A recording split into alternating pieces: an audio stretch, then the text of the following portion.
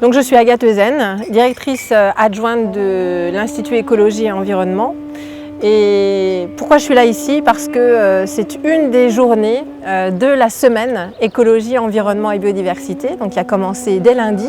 et qui se déroule toute cette semaine dans toute la France, dans 13 sites,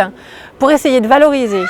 et faire connaître davantage encore les connaissances qui sont produites en écologie, environnement et biodiversité par nos équipes, qui sont reconnues d'un point de vue scientifique, mais en revanche qui nécessitent d'être davantage prises en considération dans la décision, dans la gestion des territoires, l'aménagement, pour justement qu'on s'appuie sur les connaissances pour éclairer et que les décisions puissent être prises de façon raisonnée et en conscience, compte tenu de la complexité des systèmes dans lesquels on est. Et donc il s'agit à travers cette journée ici à Aix de montrer une diversité des recherches qui sont produites, diversité de thématiques, diversité de méthodes d'observation, d'implication de différentes disciplines, pour être en capacité à comprendre la complexité des socio-écosystèmes, que ce soit dans le passé, dans l'actuel, mais aussi faire des projections dans l'avenir, dans un contexte de changement global. Et donc là, on vient mobiliser finalement à travers des recherches parfois spécifiques et focalisées sur une thématique, un enjeu ou une méthodologie, une diversité d'approches pour justement favoriser ce lien entre le lien de la science en société, pour faire science en société. Et justement pour favoriser la prise en considération de ce dialogue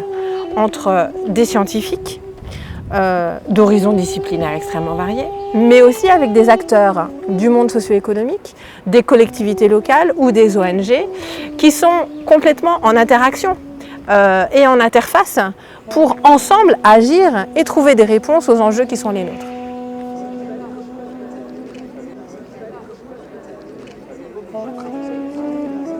L'environnement au CNRS, c'est au croisement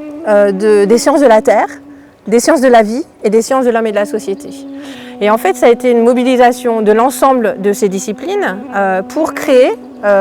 l'Institut Écologie et Environnement, qui favorise, dans une approche complètement interdisciplinaire, la compréhension de la biosphère de façon globale, dans ses dynamiques et à travers les échelles de temps et d'espace. Et tout cela pour répondre à la nécessité de comprendre la biosphère, pour répondre à des stratégies académiques, pour développer cette connaissance absolument nécessaire dans un système complexe, mais en même temps pour répondre à des enjeux de société, à des enjeux environnementaux particulièrement importants.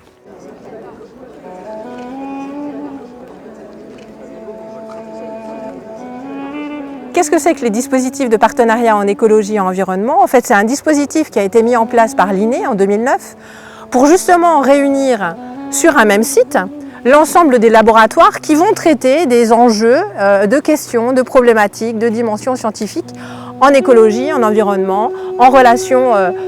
entre les humains et les milieux, dans des approches temporelles extrêmement variées, du passé, l'actuel jusqu'au futur. Et donc on a 12 DIP, dispositifs de partenariat en écologie et environnement, qui sont basés en zone métropolitaine. Et ici, le DIP Sud réunit à la fois des unités qui sont rattachées à Marseille, mais aussi à Nice, et qui favorisent justement ce dialogue entre les chercheurs issus de laboratoires aux horizons et aux objectifs différents, pour répondre à des enjeux de façon plus intégrée autour de projets de recherche, pour favoriser ce dialogue entre les chercheurs, les directeurs d'unités, mais aussi les différents partenaires, universités,